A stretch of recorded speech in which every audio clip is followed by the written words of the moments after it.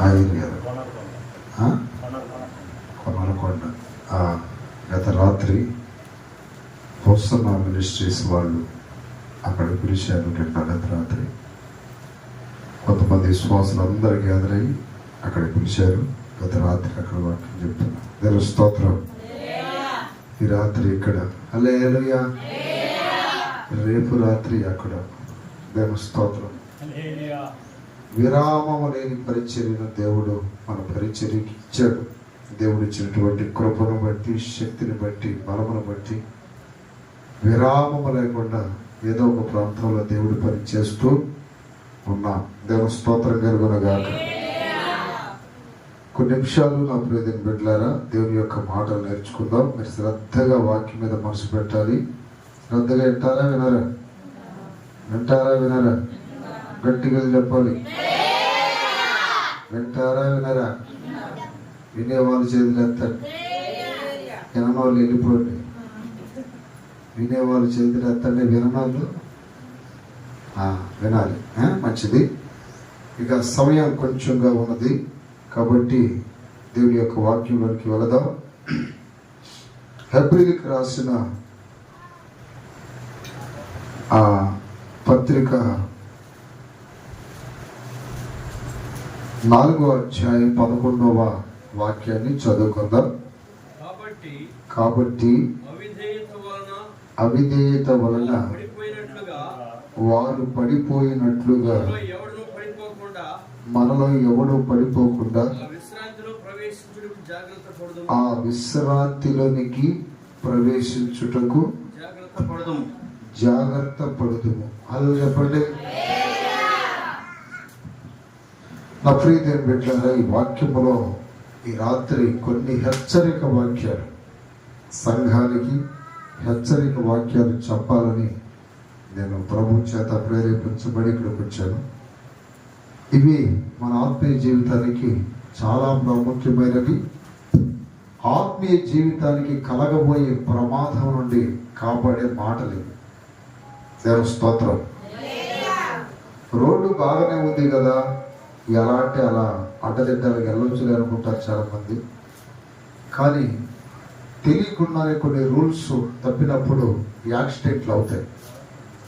అదే రీతిగా ఆత్మీయతలు కూడా యాక్సిడెంట్లు అవుతూ ఉంటాయి. అప్పుడప్పుడు వెళ్ళే మార్గంలో నేను కరెక్ట్గానే వెళ్తున్నానని అనుకుంటాను, భక్తి బాగానే చేస్తున్నాము అనుకుంటాం, విశ్వాసం బాగానే ఉంది అనుకుంటాం, పరిశుద్ధత బాగానే ఉంది అనుకుంటాం.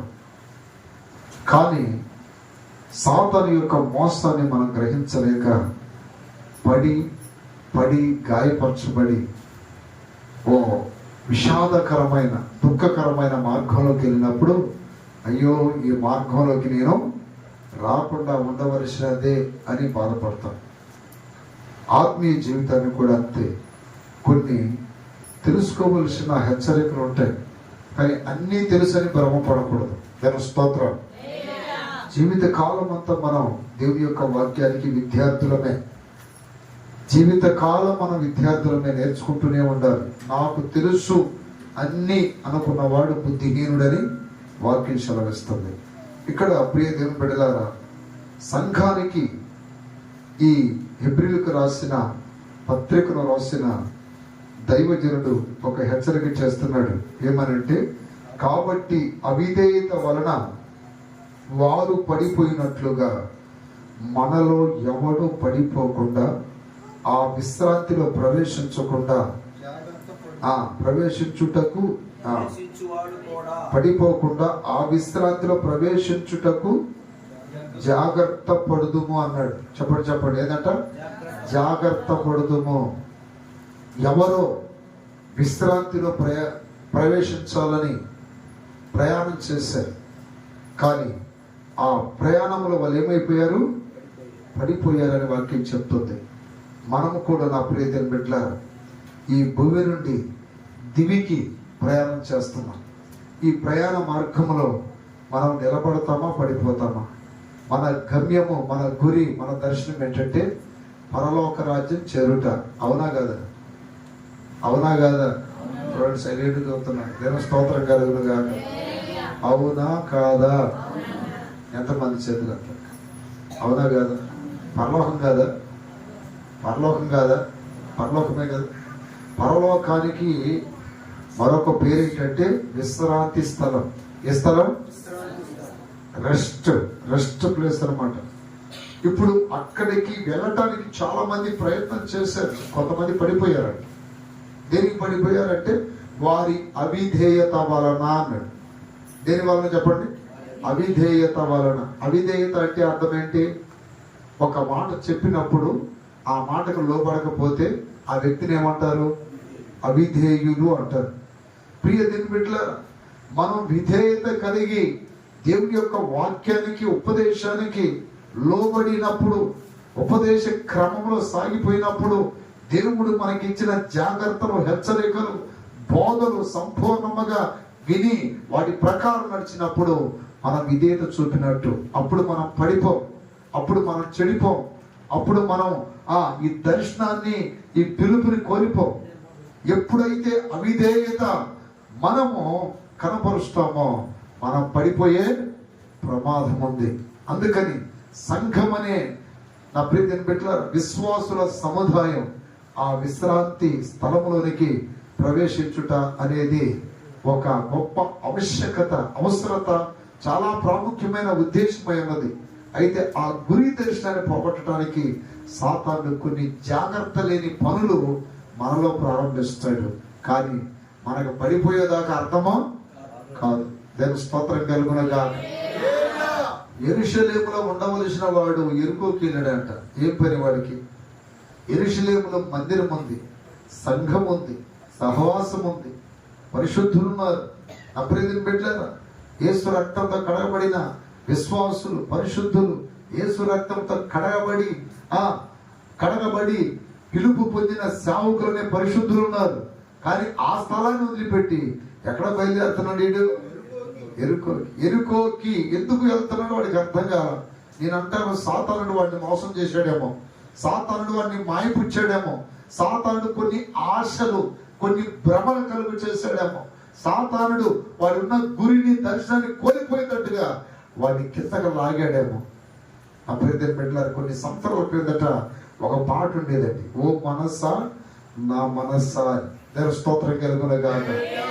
ఓ మనసా నా మనసా, ఓ మనసా నా మనసా, శోధనలో పడి వేదనతో ఉన్నావా, శోధనలో పడి వేదనతో ఉన్నావా, ఓ మనసా నా మనసా, ఓ మనసా నా మనసా. హల్లెలూయా. ఏ దైవజనుడు రాశాడో కానీ చాలా మంచి అర్థాలతో రాశాడు ఈ పాట. దేవుని స్తోత్రం కలుగునగా. మూడు చరణాలు, 2 చరణాలు పెట్టారు. దాంట్లో ఒక చరణం బాగా నాకు అప్పుడప్పుడు నా ప్రియమైన బిడ్డ ఒక హెచ్చరికగా అనిపిస్తుంది. ఆ చరణం ఏంటంటే, తెలిసి తెలిసి శోధనలో పడితివా. చెప్పండి.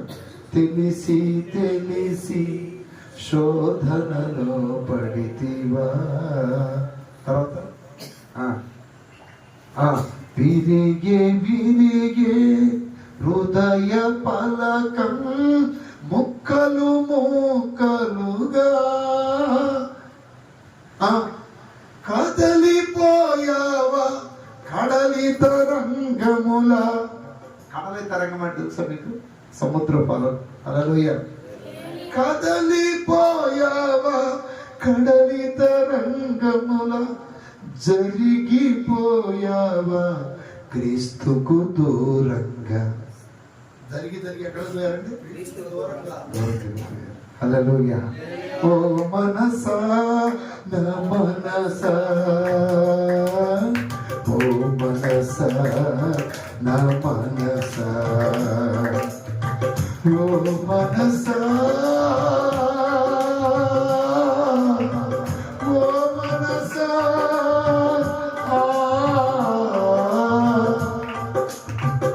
శాంతికి శత్రువై కాంతికి చేరువై నీవు ఉంటివా. శాంతికి శత్రువై కాంతికి చేరువై నీవు ఉంటివా. శాంతి సమాధాన మనసుకు ఉల్లాసం వసగే దేవుడు ఆయనే. శాంతి సమాధాన మనసుకు ఉల్లాసం వసగే దేవుడు ఆయనే. ఆయన గణనామం మరువకు మనస, ఆయన గణనామం ఆయన చేసిన మేలును మరువకు మనస. ఓ మనస హల్లెలూయా. చదువుపైకి దిగడగా చెప్పండి హల్లెలూయా. తెలిసి తెలిసి తెలిసి తెలిసి ఇప్పుడు చూడండి, ఎక్కడ ఉండాల్సినట్టు బాగా చెప్పట్లే. ఎక్కడ ఉండాలి మాట చెప్పండి, ఎక్కడ? చంద్రపైకి దిగడగా చెప్పండి. శోధకుడైన సాతాను నీకు గాలము వేశాడు. ఏం చేశాడు? శోధకుడైన అపవాది నీకు ఏమవుతున్నాడు? గాలము వేశాడు. ఎర్ర చూపించి భ్రమ చూపించి నిన్ను చిక్కించాడు. ఏం చూపించి?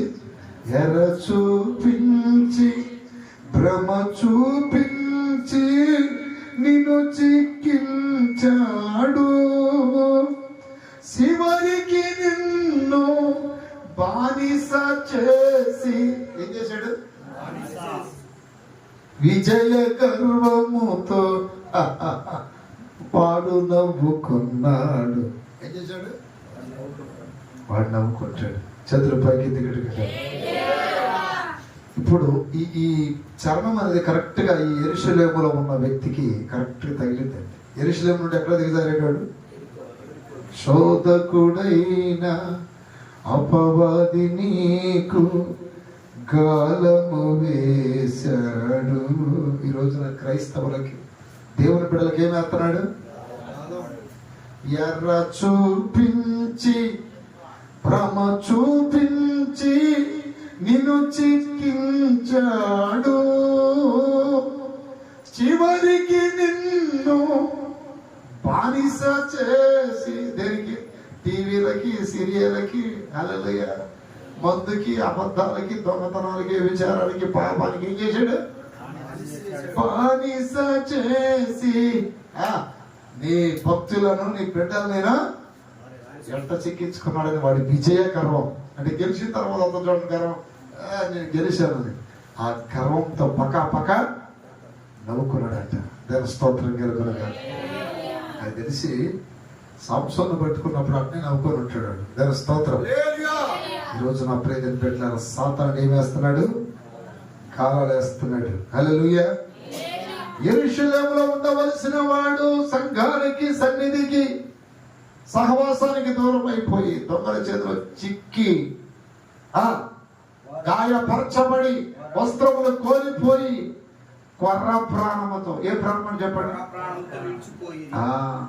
అంటే ఇక్కడ ఒక విషయం గమనించాలి మనం. పూర్తిగా చంపడు సాతానుడు, పూర్తిగా చంపడు. అంటే పూర్తిగా క్రైస్తవ్యంలో నుండి బయటికి రానివాడు.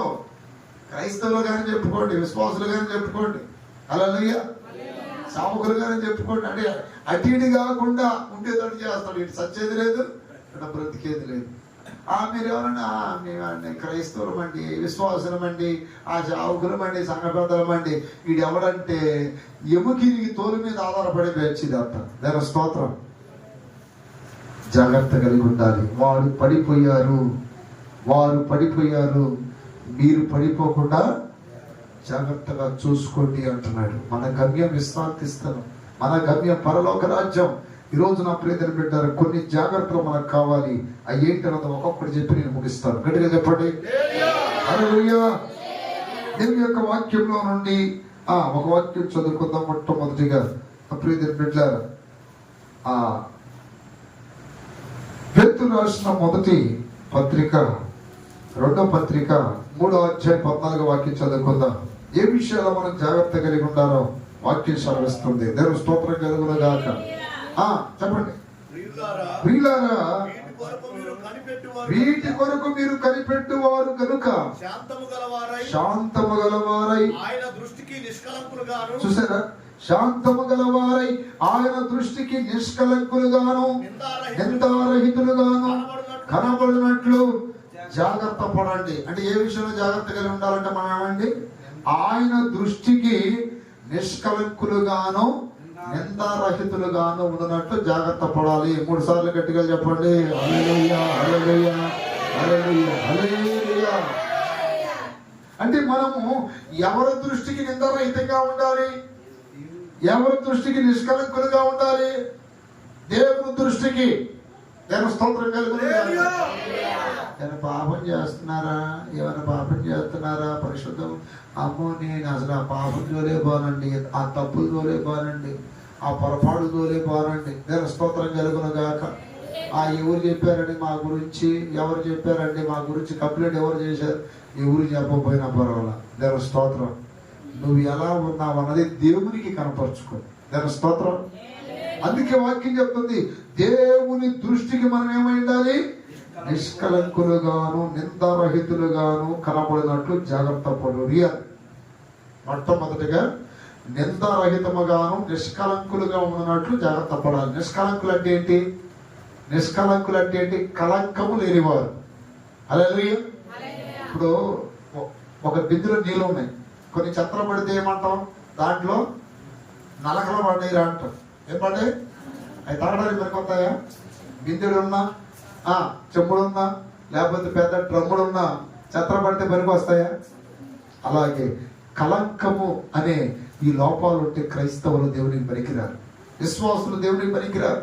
అందుకని ఎఫెసీయులకు రాసిన పత్రికలో పౌలు అంటున్నాడు, అది కలంకమైనను ముడతైనను మరి అట్టిది మరి ఏదైనను లేక పరిశుద్ధమైనది గాను నిర్దోషమైనది గాను మహిమగల సంఘముగాను ఆయన తన ఎదుట దాన్ని నిలబెట్టుకొనవలనని వాక్యముతోనే కడుగుతున్నాడు.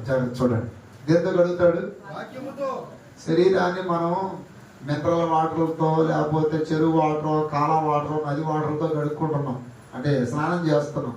కానీ మన ఆత్మీయతను దేంతో కడుగుతున్నాడు దేవుడు? వాక్యముతో కడుగుతున్నాడు, వాక్యముతో శుద్ధి చేస్తున్నాడు. దాని స్తోత్రం కలుగునుగాక. వాక్యం చెప్తున్న ప్రతిసారి ఈ వాక్యం అనే నీటి ద్వారా నేను కడుక్కోవలసిన ఏమన్నా ఉన్నాయేమో, ఆ నీళ్లు దేవుడు నాకు పోస్తాడేమోనని ఆ నీటి కొరకు ఎదురు చూడాలి. అర్థమైంది? ఏ కలంకం ఉందో, నాకు ఏ లోపం ఉందో, ప్రభువా వాక్యం అనే నీరు నాకు సహాయం చేయ. ఆ నీరు కావాలి. ఇప్పుడు చిన్నప్పుడు ఒక విషయం నాకు గుర్తొచ్చింది. దేవ స్తోత్రం కలుగునుగాక. మా అమ్మగారు చనిపోయినప్పుడు మా అన్నయ్య సేవలో ఉన్నారు. ఆయన సేవలో ఉన్నప్పుడు మమ్మల్ని తీసుకెళ్ళాడు. నాకంటే ఇంకొక ఆయన పెద్ద ఆయన ఉన్నాడు, ఆయనేమో మా అక్కయ్య వాళ్ళు తీసుకెళ్ళారు బ్యాంకు. అలాగే స్టార్టింగ్లో మేమిద్దరం ఒక 1 నెల రోజులు 2 నెలలు మా అన్నయ్య దగ్గర ఉన్నప్పుడు నీళ్లు అనేది లేకపోవటం వలన ఒకే ఒక చెముడు మొహం కడుక్కోవాలి, అంటే నోరు కడుక్కోవాలి, మొహం కడుక్కోవాలి, చేతులు కడుక్కోవాలి, కాళ్ళు, అంటే ఒక డబ్బాతోనే. దేవ స్తోత్రం కలుగునుగాక. ఆ ఒక్క డబ్బాతోనే ఇన్ని శుద్ధి చేసుకోవాలి. ఒక డబ్బాకి మించిందా మా వదిన గారు దూరం నుండి చూసి భయంకరంగా తిట్టేది. దేవ స్తోత్రం కలుగునుగాక. ఎవరు తెస్తారో ఏ నీళ్ళు మీరు ఆ రకం వాడి చేస్తే అనేది. అందుకని మాకు భయం వేసి ఆ ఒక్క డబ్బాతోనే గడుపుకునేవారు. దేవ స్తోత్రం. ఆ ఒక్క డబ్బాతో గడుపుకోవడం మనకి ఎట్లున్నది? ఉదరా బదరా. ఉదరా బదరా అంటే వాక్యం అనేది సమృద్ధిగా, ఆ వాక్యం అనే నీరు లేకపోతే ఏదో ఎక్కడో ఉన్న చిన్న చిన్న మురికిలు పోతాయి. పూర్తిగా నీకున్న మురికంతా పోవాలంటే నువ్వేం చేయాలి? ఎక్కువ వాక్యము అనే నీతిలో నీవు శుభ్రపరచుకోవాలి. ఒక ఆదివారం ఒక పూట ఇనిపోతున్నాలే అంటే నీకు ఎక్కడో ఏదంటారు చూడండి, ఎక్కడో పట్టిన కొంచెం దుమ్ము అయిపోద్ది, నిలువెల్లా శుద్ధి కలగదు. అందుకని ప్రతిరోజు, ప్రతి గంట, ప్రతి నిమిషం వాక్యమును ధ్యానిస్తూ ఉండమని వాక్యం సెలవిస్తుంది. దేవుని స్తోత్రం కలుగునుగాక. వాక్యమును ఎక్కువగా మెడిటేషన్ చేసేవారు, ఎక్కువ ధ్యానించే వారికి అసలు ఏ పాపము, ఏ లోపం ఉండదు. అందుకే కీర్తనాకారుడు అంటాడు, నా హృదయములో నీ ఎదుట నేను పాపము చేయకున్నట్లు నా హృదయములో నీ వాక్యం ఉంచుకున్నా. అంటే నా హృదయం నిండా నీ వాక్యం అనే నీరుంది. దేవుని స్తోత్రం కలుగునుగాక. ఇక పాపం చేయడానికి అవకాశం లేదు. అందుకని నా ప్రియమైన బిడ్డలారా, ప్రతిరోజు వాక్యం చదవాలి, వాక్యం వినాలి, వాక్యం ధ్యానిస్తూ ఉండాలి. మనం ఎక్కడికి వెళ్తున్నా, ప్రయాణాల్లో ఉన్నా, వ్యాపారాల స్థలాల్లో ఉన్నా, ఉద్యోగ స్థలాల్లో ఉన్నా, కాలేజీలలో ఉన్నా, ఎక్కడ ఉన్నా వాక్యం నెమరు వేస్తూనే ఉండాలి. చప్పట్లు కొట్టండి గట్టిగా. హల్లెలూయా. అప్పుడు మనము నిష్కలంకులుగాను నిర్దోషులుగాను మన ప్రభు దృష్టిలో కనపడతాం. ఎంత స్తోత్రం కలుగుతుంది. అర్థమైంది. మహాభక్తుడైన అబ్రహాముని దేవుడు ఒకసారి దర్శించి ఏమంటాడు తెలుసా? నా ఎదుట నీవు నిందారహితముగా ఉండు అని. నా సన్నిధిలో ఎట్లుండాలి అంటే నిందారహితంగా ఉండాలి. నిందారహితం అంటే అర్థమేంటి? తప్పులు చేసాడు అనుకోండి ఒక వ్యక్తి, తప్పు చేసిన వారి మీద ఖచ్చితంగా నిందపడింది. తప్పు చేయకపోయినా కొన్ని నిందలు పడతాయి. తప్పు చేయకపోయి స్తోత్రం కలుగునగా. తప్పు చేయకపోయినా నిందలు పడతాయి, కొంతమంది తప్పు చేస్తే నిందలు పడతాయి. అంటే తప్పు చేయకుండా నిందలు పడితే వాడికి పెద్ద భయపడాల్సిన అవసరం లేదు. ఎందుకంటే నీవు మంచివాడవా చెడ్డవాడవా, మంచిదానివా చెడ్డదానివా అని దేవుడు తెలుసు. మనుషులు మనకేం సర్టిఫికేట్లు ఇవ్వాల్సిన అవసరం లేదు, మనుషులు మనం పోడాల్సిన అవసరం లేదు.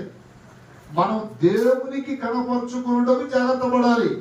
ప్రభా, నా హృదయం నీ వెరుగుదవు, నా మనసును వెరుగుదవు, నా ఆలోచనలను వెరుగుదవు, నా జీవితం వెరుగుదవు.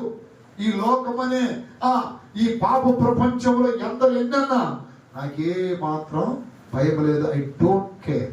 నేను దాన్ని లెక్క చేయను. నేను ఎలా ఉన్నా ప్రభా ఎదుట నిందారహితంగా ఉన్నానా, నిష్కల్మషంగా ఉన్నానా అని ఎప్పటికప్పుడు నువ్వు ప్రభు దృష్టికి అలా సరిదిద్దుకుంటూ పవిత్రంగా కనపడాలి. నేను స్తోత్రం కలుగునగా. ఇలా పవిత్రంగా కనబడే వారు మాత్రమే ప్రభు రాకడకి సిద్ధపడగలుగుతారు. చతురు పైకి ఎత్తినట్టుగా చెప్పండి. హల్లెలూయా, హల్లెలూయా. అందుకని నా ప్రియతమ బిడ్డలు, సరిదిద్దుకోవటానికి దేవుని యొక్క వాక్యం ఇచ్చినప్పుడు మనము ప్రతిరోజు కలంకంతో బ్రతుకుతున్నామా, అలాగే నిందరహితమైన జీవితం కలిగి ఉన్నామా లేదంటే పరీక్షించుకోవాలి. నేను సర్వశక్తి గల దేవుడను, నా ఎదుట నీవు నిందారహితముగా ఉండు అంటాడు. దేవుని స్తోత్రం కలుగునుగాక. జల ప్రళయ కాలంలో నోవాహుకు ఉన్నటువంటి ఒక అర్హతలో ఒక గొప్ప అర్హత ఏంటంటే దేవుని దృష్టిలో ఎట్టున్నాడంటే అతను నిందారహితముగా. దేవుని స్తోత్రం. ఎట్ట కనపడ్డాడండి?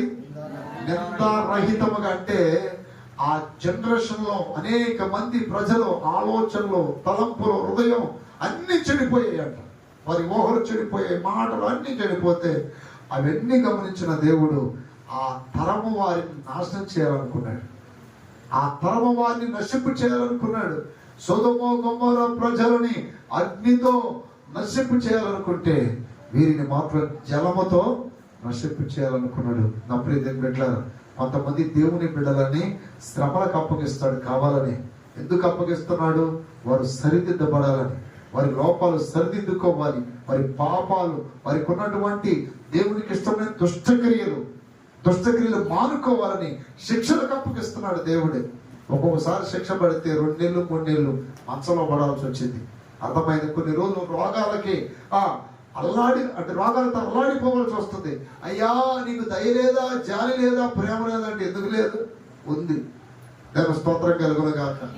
కానీ చేసిన తప్పుకి శిక్ష పడాల్సిందేగా. అందుకని నా ప్రియమైన బిడ్డలారా, దేవుని శిక్ష, దేవుని ఉగ్ర మీద మండక ముందే మనం నోవాహు వలె దేవుని ఎదుట ఎలా బ్రతకాలి? నిందారహితంగా బ్రతకాలి. దేవుని స్తోత్రాలు చెప్పండి గట్టిగా. కొంతమంది బుద్ధి లేని విశ్వాసులు ఏం చేస్తారంటే, వాళ్ళు ఏమన్నా సరిగా ఉన్నారా, అలా విశ్వాసులు కూడా మా చర్చికి వచ్చే వాళ్ళేగా, ఇదిగో వీళ్ళు కూడా మా పక్కన కూర్చునే వాళ్ళేగా, వాళ్ళు కరెక్ట్గా ఉన్నారా, ఇది నేను కరెక్ట్గా ఉంటాను కానీ మనుషులతో గొలుసుకుంటుంటారు. దేవుని స్తోత్రం. వాక్యంతో గొలుచుకోవట్లా, ఎవరితో గొలుసుకుంటున్నారండి? మనుషులతో. వాళ్ళు అట్లేరా, వీళ్ళెట్లేరా. అమ్మా, మనము ఈ మందిరం వరకు వచ్చి పోయే వాళ్ళం కాదు, అక్కడికి రావాలి. దేవుని స్తోత్రం. ఎక్కడికి? అక్కడికి రావాలి. పరలోక రాజ్యం వెళ్ళవలసిన వారు మనం. నోవాహు కాలంలో అనేక మంది భయంకరమైన విచ్చలవిడి బ్రతుకుతున్నందుకు దేవుడు నిందారహితుడైన నోవాహుని వాడకట్టుకోమన్నాడు. ఎందుకని? దేవుని దృష్టిలో నిందారహితునిగా బ్రతికాడు. నిందారహితంగా బ్రతకడానికి గల కారణం ఏంటంటే, అక్కడ రాయబడిన మాట, నోవాహు దేవునితో నడిచెను. చప్పట్ల కొట్టండి గట్టిగా. చప్పట్లు నేను స్తోత్రం. గట్టి చప్పట్లు కొట్టండి. ఏమనుందండి అక్కడ? ఏమనుంది? నోవాహు దేవునితో ఎందుకు నిందారహితంగా ఉన్నాడు? ఎందుకు నిష్కల్మషంగా ఉన్నాడు? ఎందుకు పాపం జోలికి వెళ్ళకుండా పరిశుద్ధంగా బ్రతికాడంటే ఒకే ఒక్క కారణం. ఎవరితో నడిచాడు? గడి చెప్పండి. ఈరోజు ఎవరితో నడుస్తున్నారు మీరు? కులాలతో నడుస్తున్నారా? మతాలతో నడుస్తున్నారా? బంధువులతో నడుస్తున్నారా? ఎవరితో నడుస్తున్నారు మీరు? ఎవరితో నడవాలి మనం? దేవునితో నడిస్తే పరిశుద్ధంగా బ్రతుకుతాం. దేవునితో నడిస్తే పవిత్రంగా ఉంటాం. దేవునితో నడిస్తే నిందరహితమైన జీవితాలు చేస్తాం. ఈ కప్పు ప్రజలతో, అర్థమైందా? ఈ లోక సంబంధమైన ఆశలన్నీ నెతికేసుకున్న భ్రష్టులతో మనం నడిస్తే మన బ్రతుకులు కూడా ఏమైపోతాయి? భ్రష్టు పట్టిపోతాయి. జాగ్రత్తగా ఉండాలి. మా కులమే, మా వాళ్ళని వదులుకోమంటారండి. వదులుకునే పని అయితే నువ్వు రక్షణ పొందాల్సిన అవసరం ఏముందండి? నేను స్తోత్రం కలుగునగాక. రక్షణ పొందాల్సిన అవసరం ఏంటి? వాళ్ళు చేసే ఆ దుష్ట కార్యాలలో పారిభాగస్తులు కాకూడదు మనం. వాక్యం చెప్తుంది, దుష్ట సాంగత్యము, కొరింథీయులకు రాసిన పత్రిక, దుష్ట సాంగత్యము మంచి నడవడికను చెరిపేసింది. నేను స్తోత్రం కలుగునగాక. మంచి నడవడికను చెరిపేసింది. కొంతమంది అంటారు, మొన్నటిదాకా బాగా ప్రార్థన చేసింది కానీ ఈ మధ్య వాళ్ళతో సహవాసం చేయడం వలన పాడైపోయింది. నోవాహు ఎవరితో సహవాసం చేశాడండి? మనుషులతోనా, దేవుడితోనా? అయ్యే తన చుట్టుపక్కల ప్రజలు పరిశుద్ధులు ఏమైనా ఉన్నారా? నోవాహు కాలంలో చర్చిలు ఉన్నాయా? చెప్పండి. వాక్యం బోధించే సేవకులు ఉన్నారా? ఎవరైనా విశ్వాసుల పరిశుద్ధుల సమూహం ఉందా? ఎవరు లేరే. నోవాహు డైరెక్ట్ గా ఎవరితో సహవాసం పెట్టుకున్నాడంటే దేవునితో సహవాసం పెట్టుకున్నాడు. నోవాహు దేవునితో నడవటానికి నిశ్చయించుకున్నాడు. ఈరోజు నా ప్రియతని పెట్టారా, ఈ లోక పోకడలు కొట్టుకొని పోకూడదు. చాలా మందిలో విశ్వాసం లేదు, చాలా మందిలో పరిశుద్ధత లేదు, చాలా మందిలో దైవ భయం లేదు, చాలా మందిలో ప్రార్థన లేదు. వారి ప్రార్థన బలిపీఠాలు పగిలిపోయి కింద ఏమైతున్న శిథిలాలుగా మిగిలాయి. చాలా మందిలో ఈ స్తుతి ఆరాధన లేదు. కేవలం క్రైస్తవులుగా, దేవుని బిడ్డలుగా పిలువబడుతున్నారు. ఈ రోజున నువ్వు పరలోక రాజ్యం వెళ్ళాలనే ఈ గురిలో ఉన్నప్పుడు అప్పుడే దేవుని బిడ్డలారా, యేసయ్యలాగా నువ్వు బ్రతకాలి. యేసయ్య పాపము చేయలేదు, పాపం ఎరగలేదు, పాపులలో చెరక ప్రత్యేకంగా బ్రతికాడట. దేవుని స్తోత్రం కలుగునగాక. అడవి వృక్షములలో జలధరు వృక్షం ఎట్లుండెనో నా ప్రియుడు అలా ఉన్నాడు. హల్లెలూయా. అడవి వృక్షములలో జలధరు అంటే అడవి వృక్షములలో యాపిల్ ట్రీ అనేది జలధరి వృక్షం. ఇంగ్లీష్ లో యాపిల్ ట్రీ, తెలుగులో జలధరి వృక్షం. ఈ జలధరి వృక్షము ఎట్లుండెనో నా ప్రియుడు అలా ఉన్నాడు. మన చుట్టుపక్కల పాపులు ఉండొచ్చు, దుష్టులు ఉండొచ్చు, త్రాగుబోతులు ఉండొచ్చు, తిరుగుబోతులు ఉండొచ్చు, భక్తి లేని వారు ఉండొచ్చు, నామకార్థ క్రైస్తవులు ఉండొచ్చు. కానీ మన భక్తిని మనం కాపాడుకోవటానికి, మన ఆ పవిత్రతను, పరిశుద్ధతను మనం కాపాడుకోవడానికి చాలా జాగ్రత్త పడాలి. దాని స్తోత్రం కలుగునగాక, స్తోత్రం కలుగునగాక, స్తోత్రం కలుగునగాక. ఎప్పుడు పాడైపోతారంటే జాగ్రత్తగా కొన్ని ఫంక్షన్లకు వెళ్ళినప్పుడు పాడైపోతారు, కొన్ని శుభకార్యాలకు వెళ్ళినప్పుడు పాడైపోతారు. దేవుని బిడ్డలు చాలా జాగ్రత్త కలిగి ఉండాలి. కొన్ని శుభకార్యాలకు వెళ్ళినప్పుడే పాడైపోయేది. అక్కడ బాగా నువ్వు అప్పుడు దాకా ఒక ప్రతిష్టతో సమర్పణతో ఉన్న నీవు ఆ గుంపులో గెలవగానే అలాంటి దరిద్ర వ్యాసాన్ని వేసుకోకపోతేనే అని ఆశ కలిగింది. ముందు ఏమవుతుంది? అలాంటి ఆశలు వచ్చేస్తాయి. మా అలా ఎందుకు ఉండలేదు నేను?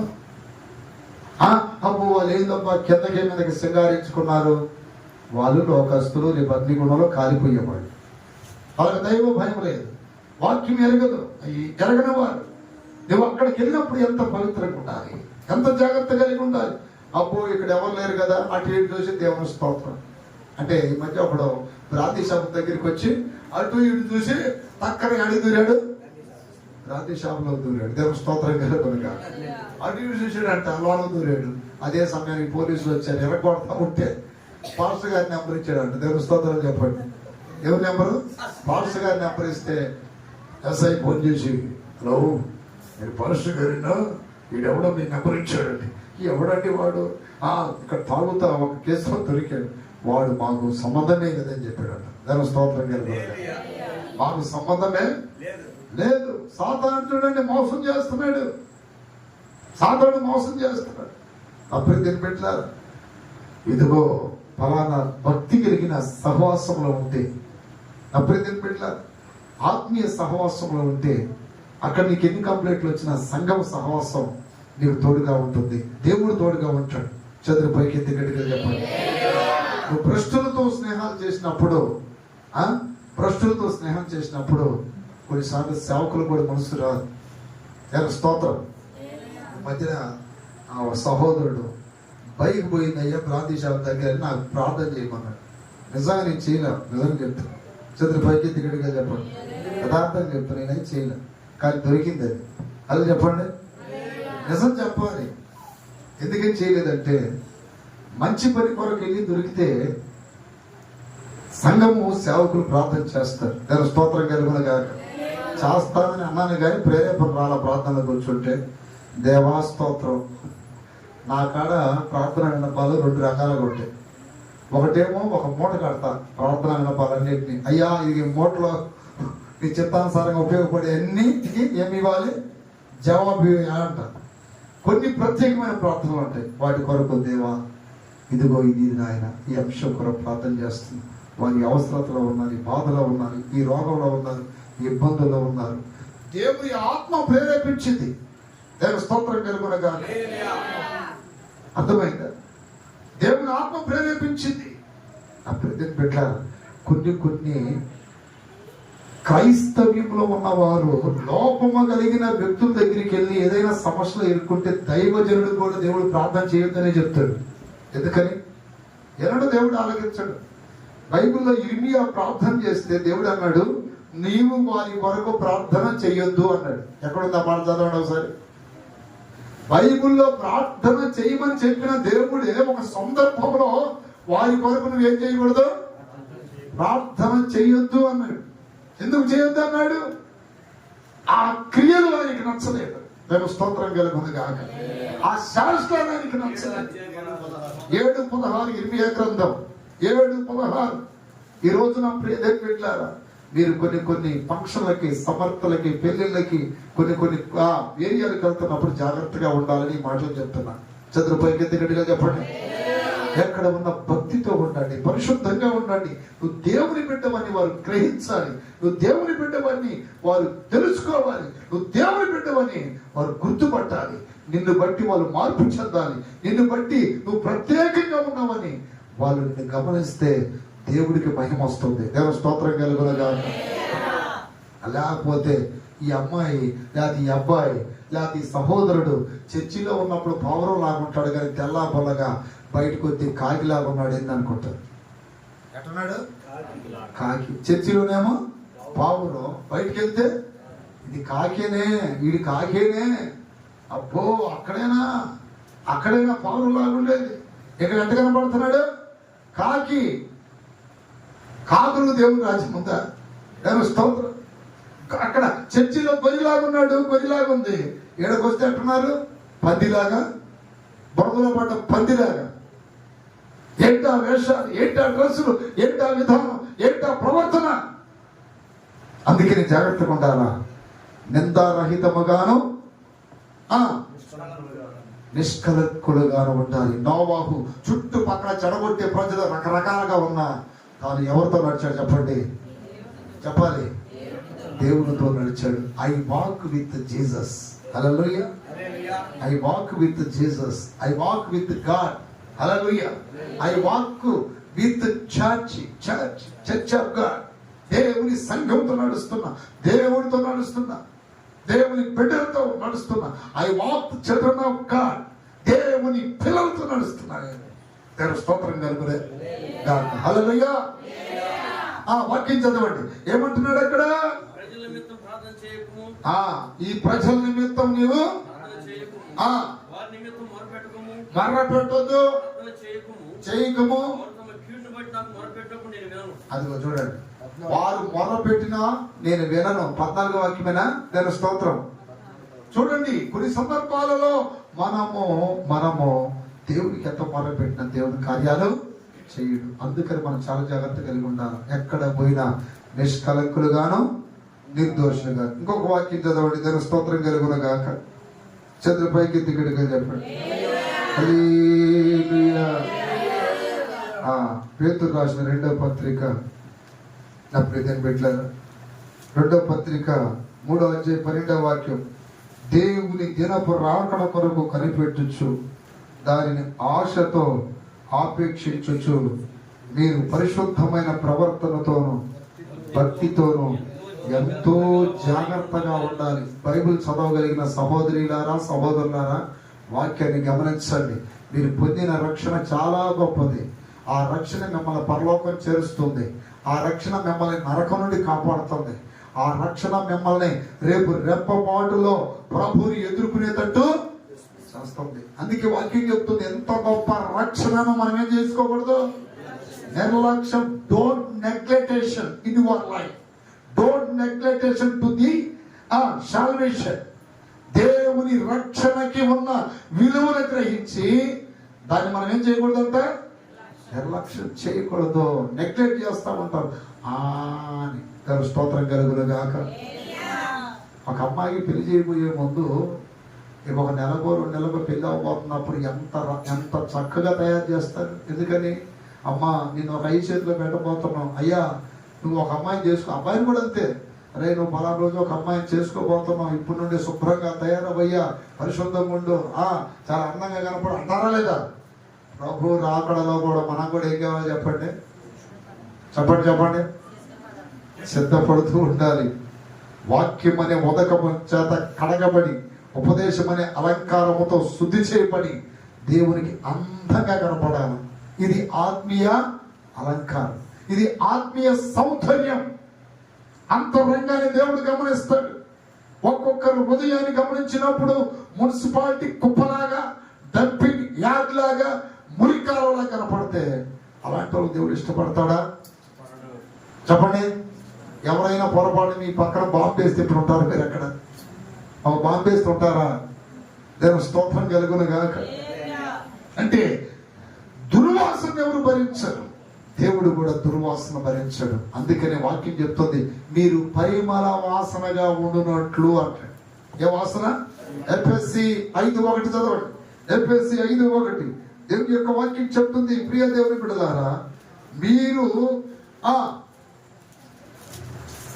ఎఫెసీ 5:1 కావున మీరు ప్రియులైన పిల్లల వలె దేవుని పోలి నడుచుకుని క్రీస్తు మిమ్మల్ని ప్రేమించి ఇక్కడ గమనించాడు. ఏ వాసన అంట?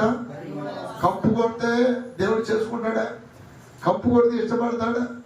పరిమళ వాసనగా ఉండనట్లు మన కొరకు తను దేవునికి అర్పణముగాను. అసలు యేసయ్య చనిపోయింది ఎందుకంటే మనం పరిమళ వాసనగా ఉండనట్లు. చేతుల పైకి ఎత్తి గట్టిగా చెప్పండి. పరిమళ వాసనగా ఉండనట్లు, పరిశుద్ధత కలిగి ఉండినట్లు. ఈ రోజున నీలో పరిశుద్ధత పెరుగుతుందా, పాపం పెరుగుతుందా, సువాసన పెరుగుతుందా, దుర్వాసన పెరుగుతుందా, జీవపు వాసన పెరుగుతుందా, మరణపు వాసన పెరుగుతుందా? ఏం పెరుగుతుంది గమనించాలి. లోకము నీలోకి వచ్చింది అనుకోండి, లోకం అనే మురికి నీలోకి వచ్చేసినట్టే. దాని స్తోత్రం కలుగునుగాక. వాక్యం చెప్తుంది, దేవుని దినపు రాకడ వరకు కనిపెట్టచ్చు, దానిని ఆశతో ఆపేక్షించచ్చు.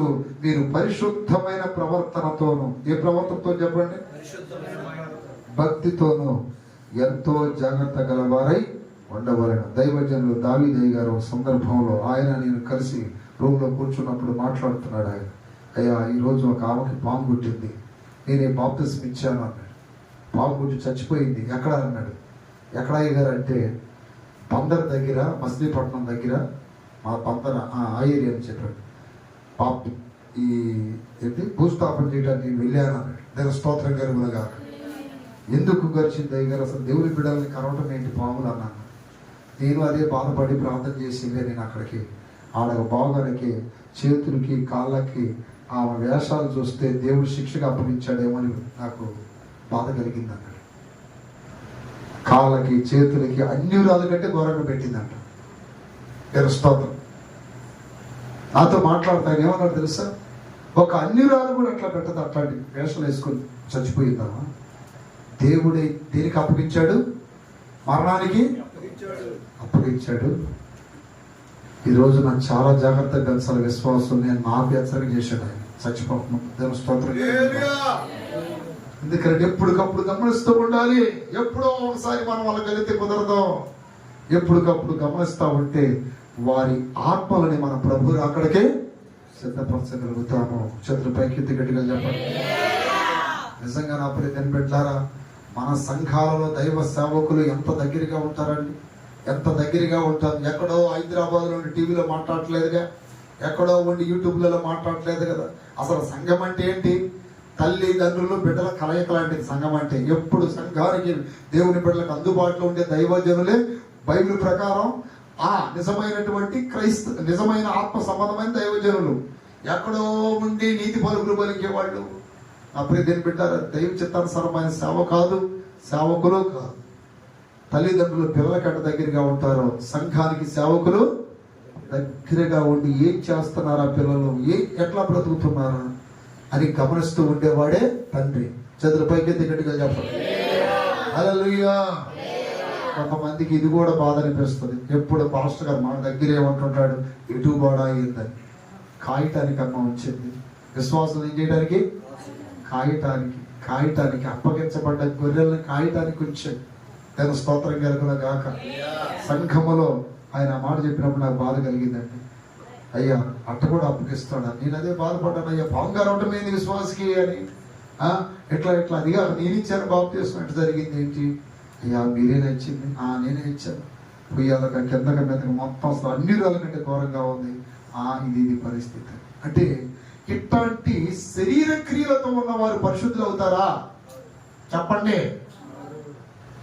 ఆశ ఉంటేనే కదా. నేను స్తోత్రం కలుగును గాక. వాక్యం చూడండి, అక్కడ ఏమని రాయబడిందో, ఆ దినపు రాకడ కొరకు కనిపెట్టుచు దానిని ఆశతో ఆపేక్షించుచు పరిశుద్ధమైన ప్రవర్తనతోనూ, అండర్లైన్ చేసుకోండి, పరిశుద్ధమైన ప్రవర్తనతోనూ భక్తితోనూ ఎంతో జాగ్రత్తగా ఉండాలని కాదు అక్కడ రాయబడింది. ఎంతో జాగ్రత్తగా ఉంటేనే ఆయన రాకడికి మనం సిద్ధపడగలిగేది. దేవుని స్తోత్రం కలుగును గాక. నా ప్రియమైన బిడ్డలారా, నిందారహితమైన జీవితం కావాలి, నిష్కలంకమైన జీవితం కావాలి, పరిశుద్ధమైన జీవితం కావాలి, భక్తితో కూడిన జీవితం కావాలి. దేవుని స్తోత్రం కలుగును గాక. అలాగే మూడోది, దేని జోలికి వెళ్ళకూడదు మనం. నా ప్రియమైన బిడ్డలారా, ఏ విషయంలో మనం జాగ్రత్త కలిగి ఉండాలి. యోహాను పత్రిక 5:21 చదివితే వాక్యం చెప్తుంది. చదవండి. యోహాను పత్రిక 5:21. చిన్న పిల్లలారా విగ్రహాల జోలికి పోకుండా. ఇప్పుడు ఒక వార్త బాగా వైరల్ అవుతుంది యూట్యూబ్ లో. దాని స్తోత్రం కలుగునగాక. విగ్రహాల జోలికి వెళ్లకుండా జాగ్రత్త పడండి. బయట విగ్రహాలతో మనకు అవసరం లేదులే. ఆత్మీయ అర్థం చెప్తాను నేను. అసలు నిజమైన విగ్రహం అంటే ఇప్పుడు బయట బొమ్మలు కాదు, పాడు కాదు. ఆత్మీయ అర్థంలో కొలస్సీలకు రాసిన పత్రికలో ఉంటది, ధనాపేక్షనే విగ్రహం అంటాడు. అర్థమైందా? ఏ విగ్రహాలతో జాగ్రత్తగా ఉండాలండి?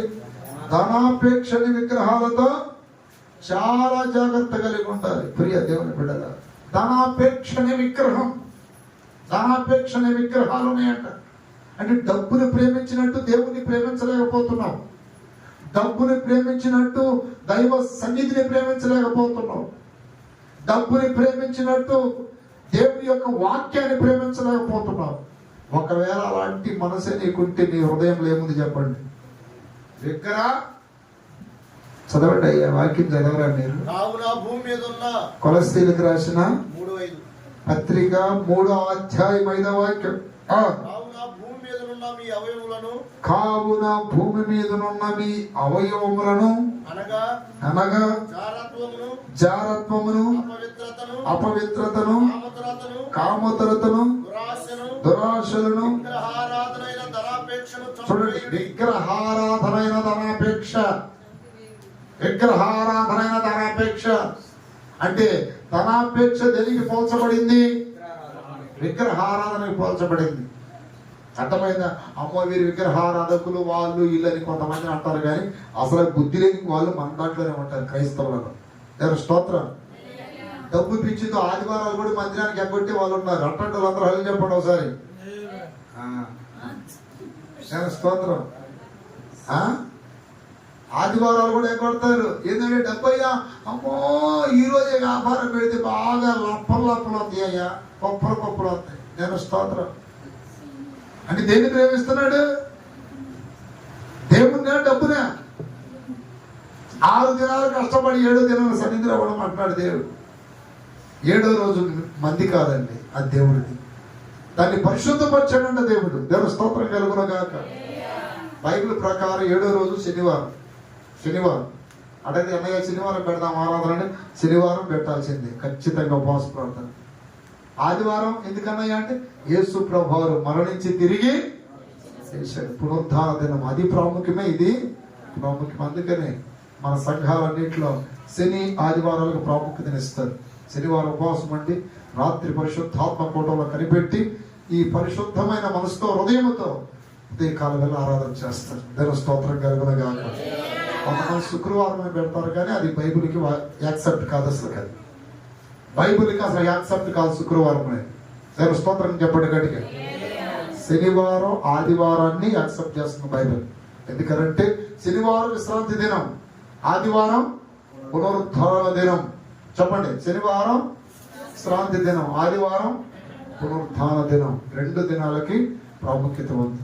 ఇక్కడ చూడండి, ధనాపేక్షనే విగ్రహాల, ఆ విగ్రహాల జోలికి మీరు పోకుడి అన్నాడు. చదురు పైకి గట్టిగా చెప్పాలి. హల్లెలూయా.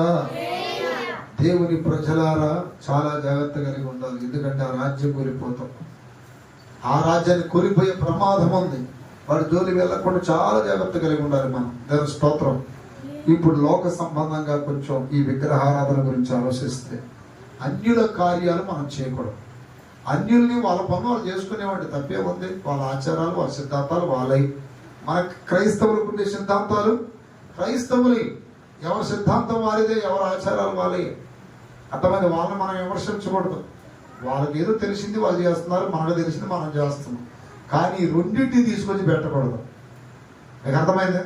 రెండింటిని తీసుకొచ్చి పెట్టకూడదు. కుడితి చేయకూడదు. 2 పడవల మీద కాలేస్తే ఏమైంది? మధ్యలో పోతాడు, అటు ఇటు కాకుండా. ఉంటే చల్లగానైనా ఉండాలి, లేకపోతే వెచ్చగానైనా ఉండాలి. ఇట్లాంటి ఒక పెళ్లిళ్ళ విషయంలో కానీ, సమర్థన విషయంలో కానీ, ప్రతి విషయంలో కూడా ఇట్లాంటి నేర్చుకోవాలి దేవుని బిడ్డలు. దేవుని స్తోత్రం కలుగునగాక. ఎవరో కొంచెం పర్మిషన్ లేని వాళ్ళు కొంతమంది ఉంటారు, అది వాళ్ళ ఇష్టం. అది కానీ నిజంగా వాక్యం తెలిస్తే మనము ఎట్లా ఉండాలంటే, నా ప్రియ దేవుని బిడ్డలారా, అన్ని ఆచారాల జోలికి మనము వెళ్ళకూడదు. అలా వెళ్ళినట్లయితే ఏమవుతుందంటే దేవుని యొక్క వాక్యాన్ని ఉల్లంఘించినట్టు అవుతుంది. అప్పుడు దాకా సినిమా పాటలు పెట్టి, అప్పుడు దాకా అదని ఇదని, ఈ ముహూర్తాలు కూడా బ్రాహ్మణుల దగ్గర చూపించి, మళ్ళీ పెళ్లి మాత్రం పాఠశాలగా చేయాలంటే అట్లా చెప్పండి. ముహూర్తం బ్రాహ్మణులు చూసినప్పుడు పెళ్లి కూడా బ్రాహ్మణే చేయాలి. అట్టయితే నేను స్తోత్రం కలగదు కాక. చదువు పైకి ఎందుకని చెప్పాలి. ఎందుకంటే యథార్థవాది లోక విరోధి. నేను స్తోత్రం. నా ప్రీతిని బిడ్డలారా, కొన్ని ఇట్లాంటి నేర్చుకో. సాధ్యమైనంత వరకు మనకు అవకాశం ఉంటే ఆత్మీయంగానే చేయాలి. మనం ఎట్లా చేయాలి చెప్పండి? ఆత్మీయంగానే. కొన్ని సందర్భాలలో కొంతమంది కొంతమంది మారుకుంటారు. అట్లాంటప్పుడు నిజం ఇది అయ్యా అని చెప్పడం అంతే.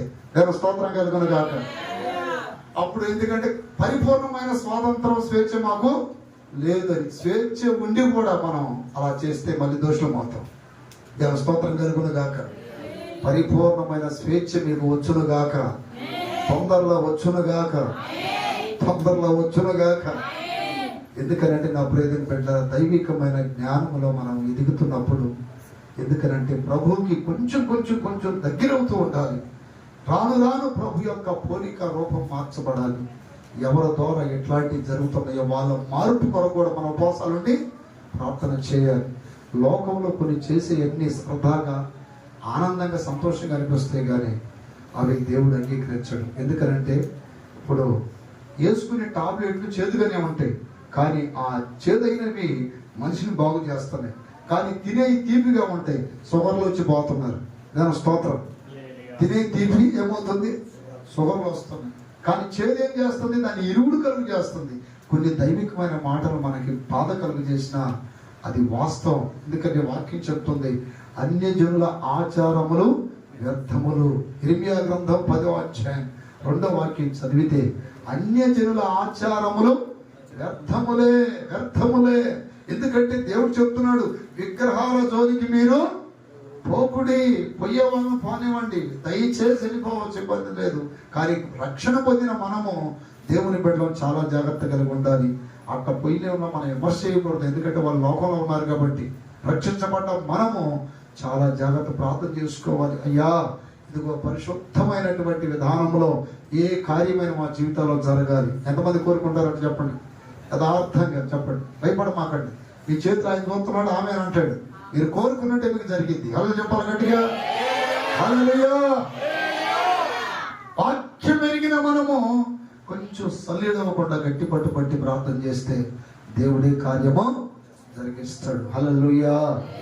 వివాహాలు, సమర్థలు, తర్వాత జ్ఞాపకార్థ కూటాలు, ఇవన్నీ కూడా వాక్యానుసారంగా చాలా పవిత్రమైనవి, చాలా ఘనమైనవి, చాలా విలువైనవి. వాటిని అసలు ఏమాత్రం తక్కువ అంచనా వేయటానికి వీలు లేదు. బైబిల్ ప్రకారం దేవుడు అంత గొప్పగా చెప్పాడు బైబిల్లో. దేవుని స్తోత్రం కలుగును గాక. కానీ అన్య కార్యాలు చోటు చేసుకోకుండా మనం చాలా జాగ్రత్త పడాలి. విగ్రహాల జోలికి ఎల్లప్పుడూ అంటున్నాడు. ఏమన్నది అక్కడ? ఇర్మియా గ్రంథం 10:2, అన్యజనుల ఆచారములు అభ్యాసము చేయకండి. అభ్యాసము చేయకండి అంటే అలవాటు చేసుకో మాకండి అంటున్నాడు. అలవాటు చేయకూడదు. ఎందుకనంటే దేవాది దేవుని యొక్క దీవెనలు కావాలా లేదా? మనకే కావాలా లేదా? దేవాది దేవుని ఆశీర్వాదములు కావాలి, మనకు కావాలి, మన పిల్లలకు కావాలి, మన సంఘాలకు కావాలి, మన కుటుంబాలకు కావాలి.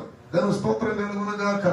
ప్రియ దేవుని బిడ్డలారా, ఇలాంటివన్నీ మనం తెలుసుకున్నప్పుడు అది పరిశుద్ధమైన వివాహాలు అవుతున్నాయి. పరిశుద్ధమైనటువంటి ప్రవర్తనతో కూడిన అవి ఏమంటారు? ఫంక్షన్లు అవుతున్నాయి, సమర్థలు అవుతున్నాయి, లేకపోతే దాన్ని ఏమంటారు? జ్ఞాపకార్థ కూటాలు అవుతున్నాయి. ఇట్లాంటి వాటిల్లో ఎక్కడ కూడా అన్య కార్యాలు చోటు చేసుకోవడానికి మనం అవకాశం ఇవ్వకుండా చాలా జాగ్రత్త పడాలని దేవుని యొక్క వాక్యం సెలవిస్తుంది. దేవుని స్తోత్రం కలుగును గాక. హల్లెలూయా. ఒకటి, ఏ విషయాలు జాగ్రత్త పడాలి మనం? ఒకటి, నిష్కల్మషులుగా ఉండటానికి జాగ్రత్త పడాలి. రెండోది, నిందారహితంగా ఉన్నట్లు జాగ్రత్త పడాలి. మూడోది, పరిశుద్ధమైన ప్రవర్తనతోనూ భక్తితోనూ ఉండుటకు జాగ్రత్త పడాలి. మూడోది, విగ్రహాల జోలికి వెళ్లకుండా జాగ్రత్త పడాలి. నాలుగోది, పిలుపు విషయంలో జాగ్రత్త పడాలి. 2 పేతురు 1:10 చదవండి. అందువలన సహోదరులారా, మీ పిలుపును ఏర్పాటును నిశ్చయము చేసుకున్నటకు మరి జాగ్రత్త పడుడి. మీరంటి క్రియలు చేయవారైతే ఎప్పుడును తొట్టిల్లరు. సేవకులు, సంఘ పెద్దలు ఈ విషయంలో చాలా జాగ్రత్త కలిగి ఉండాలి. నా పిలుపేంటి? ఏర్పాటేంటి? నా పిలుపు సువార్తికుని పిలుపా? నా పిలుపు కాపరి పిలుపా? నా పిలుపు ప్రవక్తల పిలుపా? నా పిలుపు అపోస్తుల పిలుపా? నా పిలుపు ఉపదేశకుని పిలుపా? ఏ పిలుపు అన్న దేవుని దగ్గర అడిగి నీ డ్యూటీ ఏంటని నువ్వు తెలుసుకోవాలి. చేతుల పైకి ఎత్తి అడిగి చెప్పండి హల్లెలూయా. నీ పిలుపును నిశ్చయం చేసుకున్నటకు మరి జాగ్రత్త అండి అన్నాడు. దాని స్తోత్రం కలుగునగా. ఇప్పుడు పిలుపు ఒకటైతే మనం ఒకటి చేసామనుకోండి, దాంట్లో రాణించలేదు, దాంట్లో వెళ్ళలేదు ముందుకి, దాంట్లో దీవెనలు రావు. అందుకని దేవుడు మనకి ఏ పిలుపుతో పిలిచాడో, ఏ పిలుపును మనకి ఇచ్చాడు ఆయన, దాన్ని మనం నిశ్చయం చేసుకుంటకు జాగ్రత్త పడాలి. చేతుల పైకెత్తి గడిగా చెప్పండి. ఐదవది ఏప్రిల్కి రాసిన పత్రిక 3:12 చదివితే, సహోదరులారా, జీవము గల దేవుని విడిచిపోవునట్టి విశ్వాసము లేని దుష్ట హృదయము మీలో ఎవరి ఎద్దైనను ఒకవేళ ఉండునేమో జాగ్రత్తగా చూసుకొనిటి. కొంతమంది మారుమనసు పొంది రక్షించబడి దేవుని బిడ్డలుగా పిలవబడి కొంతకాలం తర్వాత నిజమైన దేవుని విడిచిపెట్టిపోతారు. అర్థమైందా? యేసయ్య నమ్మిన తర్వాత మాకేం లేదులేండి, అది లేదండి, ఇది లేదండి, శ్రమలు ఎక్కువ వస్తున్నాయండి అని ఇట్లా నిజమైన దేవుని కలిగి ఉండి పోగొట్టుకోవడానికి సాధారణ వారిని మోసము చేస్తాడు. హల్లెలూయా. ప్రియ దేవుని సంగమ, సత్యాంత వరకు ప్రభు కొరకే బ్రతకాలి, ప్రభు కొరకే చనిపోవాలి. నేను స్తోత్రం. ఎందుకంటే ఆయన నిజమైన దేవుడు, జీవం గల దేవుడు. జీవం గల దేవుడు. వాక్యం చెప్తుంది కదా, జీవము గల దేవుని విడిచిపోవునట్టి విశ్వాసము లేని దుష్ట హృదయం మీలో ఎవరి ఎందైనను ఒకవేళ ఉండునేమో అని జాగ్రత్తగా చూసుకున్నాడు. అప్పుడప్పుడు మన మనసు ఈ లోక సంబంధంగా ఆలోచిస్తూ ఉంటుంది ఎక్కువగా. ఎందుకంటే సాతాను మోసం అది కూడా. యేసయ్యను నమ్ముకుంటే అన్నిట్లో కంట్రోల్గా ఉండాలి, ఖచ్చితంగా ఉండాలి, చాలా రూల్స్ ప్రకారం ఉండాలి. ఇక్కడైతే అసలు అడిగేవాడు లేడు, ఎట్టయినా బ్రతకొచ్చు. ఎట్టంటే ఎంతకాలం బ్రతుకుతావు నువ్వు? ఎంతకాలం? దాని ఏమంటారు, ఒక 200 సంవత్సరాలు బతుకుతారా? ఇప్పటికే సగం ఆయుష్ అయిపోయింది, ఇంకెంతకాలం బ్రతుకుతాం మనం? మట్టి కోసం మాణిక్యాన్ని పోగొట్టుకుంటావా?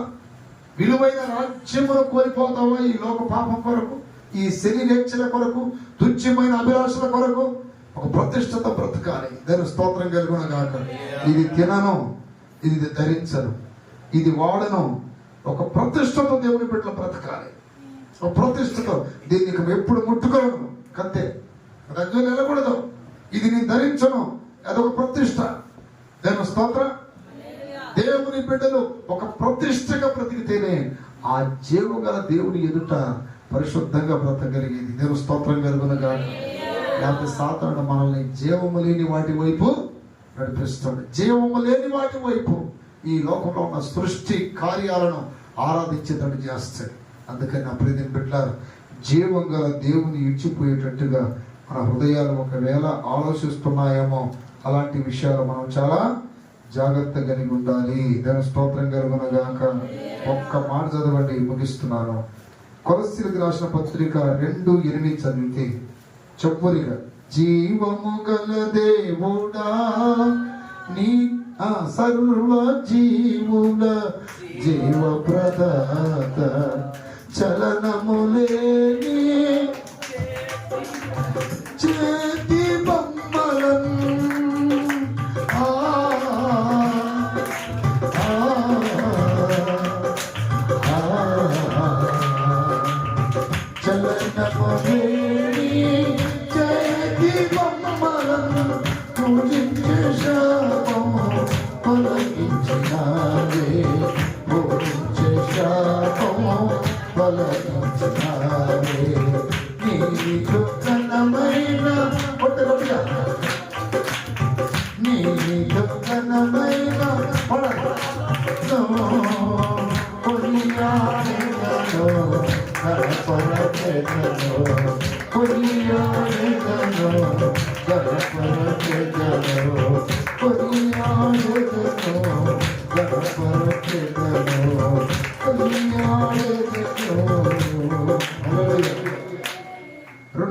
చదవండి.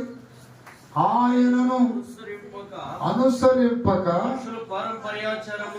ఇక్కడ కూడా అదే చెప్తున్నాడు, మనుషుల పారంపర్య ఆచారమును అనగా ఈ లోక సంబంధమైన మూలపాటాలంటే ఒకప్పుడు వాటిని మనం చేసాం, వద్దనుకొని విడిచిపెట్టి వచ్చేసాం.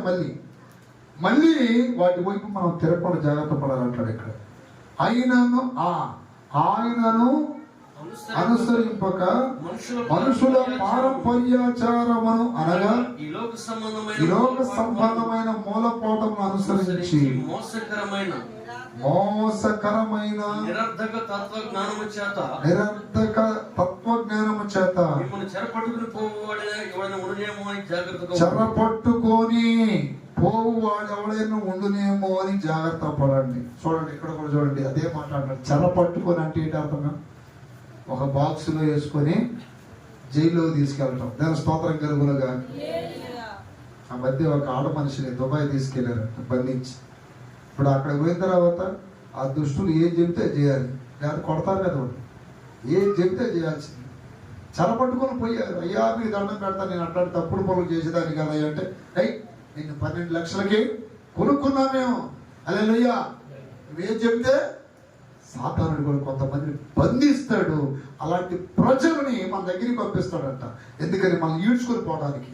అప్పుడు కాస్త దైవ జ్ఞానంతో ఆలోచించాలి. నేను వెళ్ళే మార్గం కరెక్టా కాదా, నేను చేసే పని కరెక్టా కాదా, దేవుడికి మహిమ వస్తుందా అవమానం వస్తుందా, దేవుడికి నచ్చిద్దా నచ్చదా అని కాస్త వివేచనతో వివేచించాలి. అదే చెప్తున్నాడు అక్కడ. ఏమని? ఆ మనుషులు అనుసరించే పారంపర్యమైన ఆచారాల వైపు వెళ్ళకుండా మిమ్మల్ని ఎవడైనా పట్టుకొని పోతాడేమో, అంటే చెరపట్టుకొని పోవాడు ఎవడైనా ఉండునేమో అని జాగ్రత్తగా ఉండండి అన్నాడు. ఏమన్నాడు చెప్పండి? జాగ్రత్తగా ఉండండి. చేతులు పైకెత్తి గట్టిగా చెప్పండి. బ్రదర్, ఐ లవ్ యూ, నేను నిన్ను ప్రేమిస్తున్నాను, కానీ నువ్వు చేసే దుష్ట కార్యాలను నేను పారిభాగస్తుని కాలేను. అమ్మా, మీరంటే మాకు ఇష్టమే, ప్రేమే, కానీ మీరు చేసే కార్యాలను మాత్రం మేము ఏకీభవించమని దేవుని బిడ్డలు దైవ జ్ఞానంతో ఎందుకు చెప్పకూడదు, ఎందుకు ఎదిరించకూడదు? ఎందుకంటే వాక్యం చెప్తుంది, ఈడ్చుకొని పోతారేమో, జాగ్రత్తగా ఉండండి అంటున్నాడు. జన స్తోత్ర. సినిమాలకు ఈడ్చుకొని పోవటం, ప్యాకెట్ల కాడికి ఈడ్చుకొని పోవటం, దేవుడికి ఇష్టం లేనటువంటి దరిద్రపు ఈ ఫంక్షన్గా తీసుకెళ్ళిపోవటం, అక్కడికి ఇక్కడ తీసుకెళ్ళటం, కాస్త నిలబడాయి మేము అయ్యకూడదు, మాకు వాక్యంలో కొన్ని హద్దులు నియమించిందని ఎందుకు ఎదిరించి మాట్లాడకూడదు? అటువంటి విషయాలు ఎందుకు కరెక్ట్గా ఉండకూడదు? మనం దేవుడి పక్షాన్ని నిలబడితే దేవుడు మన పక్షాన్ని నిలబడతాడుగా. ఒకవేళ దేవుడే పెట్టాడేమో పరీక్ష, దేవుడే పెట్టాడేమో, నువ్వు గట్టిగా నిలబడితే ఒకవేళ వాళ్ళందరూ మళ్ళా నీ వైపు తిరుగుతారేమో. చంద్రపైకి గట్టిగా చెప్పండి. ప్రియదేని బిడ్డలారు, ఇట్లాంటి విషయాలు చాలా జాగ్రత్తగా ఉంటారు. స్తోత్రం జరుగుతుందిగా. అయ్యా, మీరు అంటే మాకు ఇష్టమే, మిమ్మల్ని మేము ప్రేమిస్తున్నాం, కానీ కొన్ని మీరు ఇట్లా ఇట్లా చేస్తారు, మేము అయి చేయలేదు. దేవుని స్తోత్రం కలుగునగా. ఆచారాలకు మేము ఏకీభవించలేదు. ఎందుకంటే మాకు ఈ వాక్యాలు చెప్తున్నాయి, ఈ వాక్యాలు మాకు బోధిస్తున్నాయి, గద్దిస్తున్నాయి. వాటిని దాటి మేము మీ వద్దకు రాలేమని మనం చెప్పాలి. ఏ ఏ విషయాలు జాగ్రత్తగా ఉండాలి తడుకోకుండా చెప్పండి తొందరగా. ఒకటి, నిష్కలంకంగాను నిందారహితముగాను ఉండునట్టు జాగ్రత్త పడాలి. మూడోది, నిర్దోషముగా ఉన్నట్లు జాగ్రత్త పడాలి. ఎంతో భక్తితో, పవిత్రతో, పరిశుద్ధతో ఉన్నట్లు జాగ్రత్త పడాలి. విగ్రహాల జోలికి పోకుండా జాగ్రత్త పడాలి. అలాగే ఆచారంలో జోలికి పోకుండా జాగ్రత్త పడాలి. పిలుపు విషయంలో జాగ్రత్త పడాలి. దేవుని స్తోత్రం కలుగునుగాక. జీవము గల దేవుని ఇచ్చిపోయే ఆ దుష్ట హృదయం ఉందట, ఆ హృదయం విషయంలో కూడా జాగ్రత్త పడాలి. అందరు లేచి ఒక్కసారి ప్రార్థన చేయండి. ప్రియ దేవుని సంఘమా, దేవుని బిడ్డలారా, ఈ చివరి దినాలు జాగ్రత్త పడవలసిన దినాలు ఇవి. ప్రభు అతి సమీపంలో ఉన్నాడు ఆయన రావటానికి. ఆయన చెప్పిన రాకడ సూచనలు 100కి దాదాపుగా ఆయన ప్రవచనాలు నెరవేరుతూనే ఉన్నాయి. ప్రార్థన చేసుకోండి. ప్రభా, జాగ్రత్తగా ఉండాలని ప్రార్థన చేసుకోండి. స్తోత్రం స్తోత్రం స్తోత్రం.